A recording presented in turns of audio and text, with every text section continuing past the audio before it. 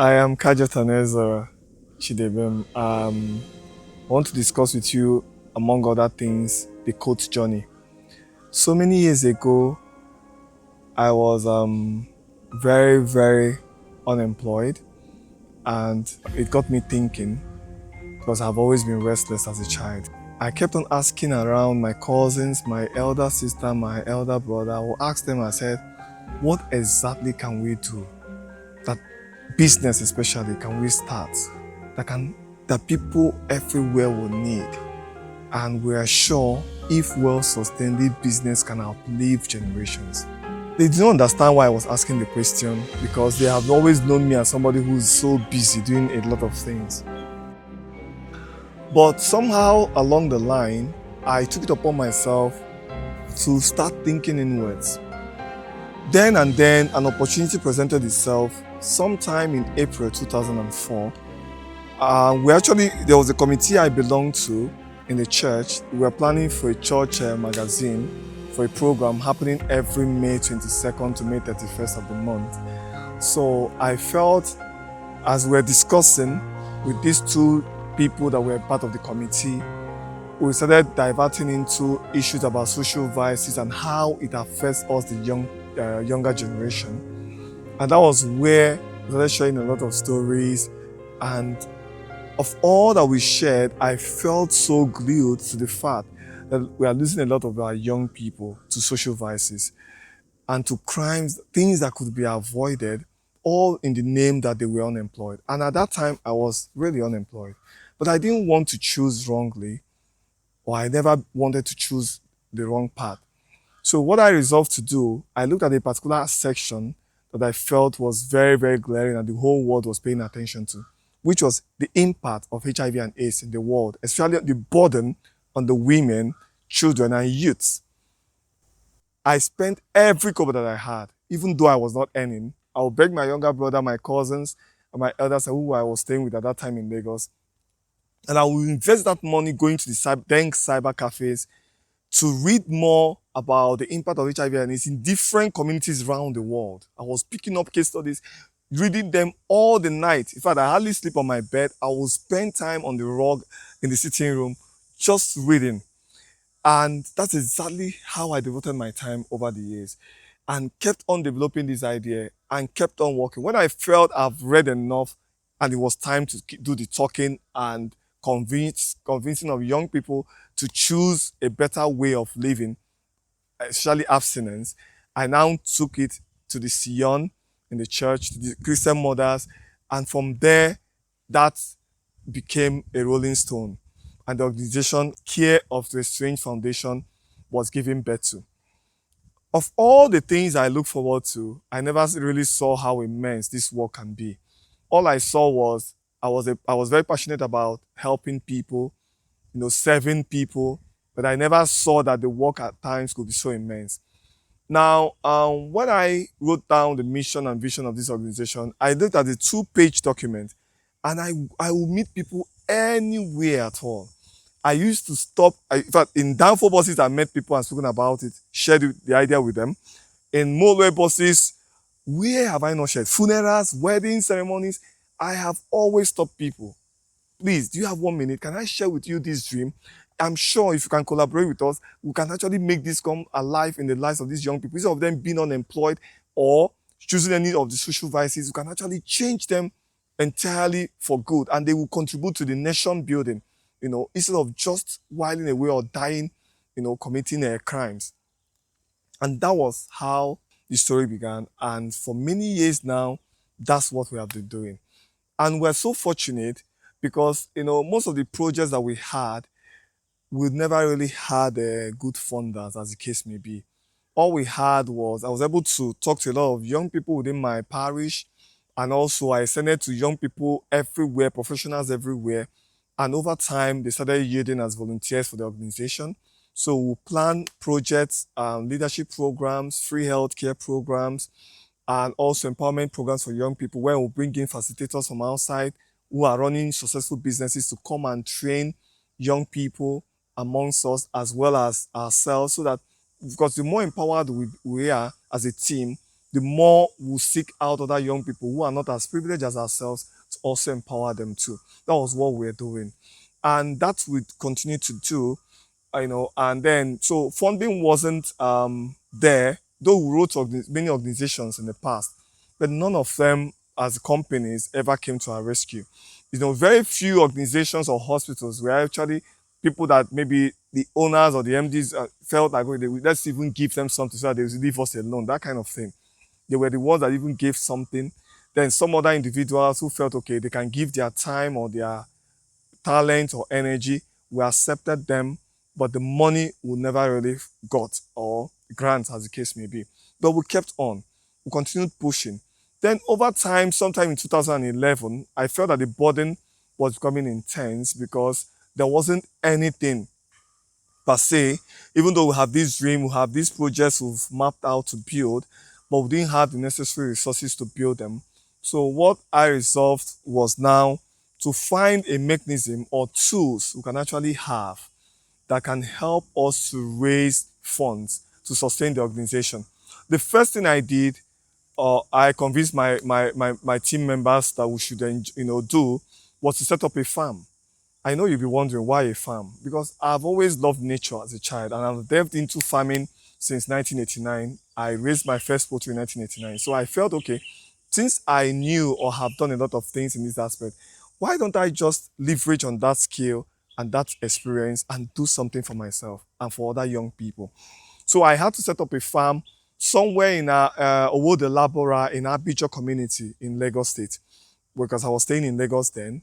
I had set up that farm, and that was how we were now sustaining the NGO activities year in, year out. But somehow in 2016, we lost that farm to flooding, and we still had to use or register another business to also sustain through training and other collaboration with other organizations to also do something to sustain the organization. So over the years, we had that issue about sustainability and funding. And what I now did was to resort to do something that can also help the organization. So sometime in 2013, I launched my first book, Servant Leadership Footprints, as a funding tool for the organization. I felt that we have asked many people for help and we could not get. And most times when we go to them for help, they always say, what is the need for me?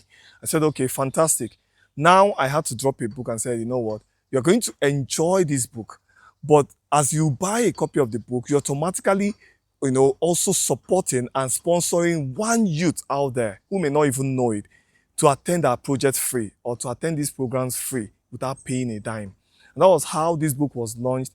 And I also gave it as a gift to Nigeria at 53 because it was launched exactly on 1st of October in 2013, okay, at Nigeria Institute of Management Hall at Idowu Taylor in Victoria Island. Then, thinking over the years as COTE, Care of the Same Foundation kept on aging. And just sometime last year, exactly a year ago, I also started thinking about the forthcoming celebration. That very soon, come this year, COTE will become 20 years in operation. And I was like, who will tell our stories better? How would people know that COTE has come of age up to 20 years? Or should I just allow 20 years to go and sweep it under the carpet? I got thinking, and at the end of the day, what came to my mind was, you need to also tell your stories and use your experiences and other people's experiences now and be able to convince young people the need to do better for themselves. And that's how Life After School came into being. Now, you may not believe it, but I tell you, Life After School did not just start today. Life After School has been a program within the Department of Zoology final year and even within some faculties within the campus for over 5 years now. But I remember how it all began, the name Life After School. After my first class as a lecturer in this university, as I was leaving the class sometime in February 2019, 3 students came behind, from the class, and they asked me for a favor. They said, sir, we need your attention on some issues. And I said, what exactly is troubling you? And they told me, and sir, please, we have been pondering and been bothered about one issue since our second year in this university. And I asked them, what could be bothering you? You look so good. You're in your final year. Very soon you're out of school. They said, no, sir. That's even part of our problems. That they've been bothered by the issues of how they will cope with life when they are done with school. That's life after school. And I said, what? Is that what's been bothering you? I told them, you know what? I will come to you, fix any class any day, and I will come. And when I come, I will teach you every skill you need to know in order to become employable. And if you want to also set out to be on your own as an entrepreneur, I will teach you everything you need to know about setting up your businesses and taking a dash with it, as in running to the ends of the earth. Yes, think locally, as in act locally, but think globally. And that was how life after school began. The classes began for every final year student within the campus. It has been running free for many years, over 5 years, 8 months ago, this project began. So while I was piecing down the book earlier in the year, just before we did the publication, the idea about what name would this book bear also became a bother. And I tell you, just by inspiration, something said, why don't you name it Life After School? I said, but that's the program already. He said, no. This time around, there will be much more attraction to this book, that people will know that there is much greater for that. The book itself is actually telling not just 5 years old story or 20 years, 6 months old story about COTE as Care of the Saint Foundation, but it's also going to tell a lot of young people's story in the future. So that's exactly why the book's answer, says Life After School, lessons from the good, the bad, and the unemployed. Because all the experiences I have learned, and every other young person or friends or volunteer that I had out there over the years passed through, we also have to share them. Even that of my roommates, even that as an undergraduate, as a postgraduate, and even as a secondary school leaver or primary school, I shared most of them here. And I would like you to get a copy or any of them. You will enjoy any of the books, especially Life After School. You will enjoy it. And your children, your grandchildren will enjoy it. Or even your schools. If you can buy to donate to schools, fantastic. So you can help us raise more funds to build this center we've been longing to do. Something we were looking at the future of COTE, because we want to build a youth transformational center where young people, especially those of them that are without jobs, especially even vacation jobs, can come in and be empowered enough to set up some things on their own, no matter how small. That is our dream. We don't want any young talented Nigeria to waste his or her life, doing crime or involving himself in any social vices. We rather prefer that we engage them productively and help them with our integrated organic agribusiness training, or even on export, or even on food safety, on fire safety, anything at all they want to learn, including even video and film production, so that they will actually become empowered themselves to liberate themselves enough to take this nation to the next level. That is our dream. And I would like you to join the COTE family. Please endeavor to pick Life After School book today. As you pick a copy and you're going home, you're automatically helping us to empower a lot of young people out there. There are so many thousands of unemployed young people out there and underserved young people. Please be part of this revolution. Join us as we empower our young people and make them to contribute their own small or big quota towards nation building. Thank you so much, and I believe you've listened to me. And please, as you pick copies, donate to your school libraries, donate for your friend's school, or any of our alma maters abroad. It's very necessary that Life After School goes beyond just the book. It is an ongoing project that we hope will outlive generations to come. Thank you so much, and do have a wonderful stay. Thank you.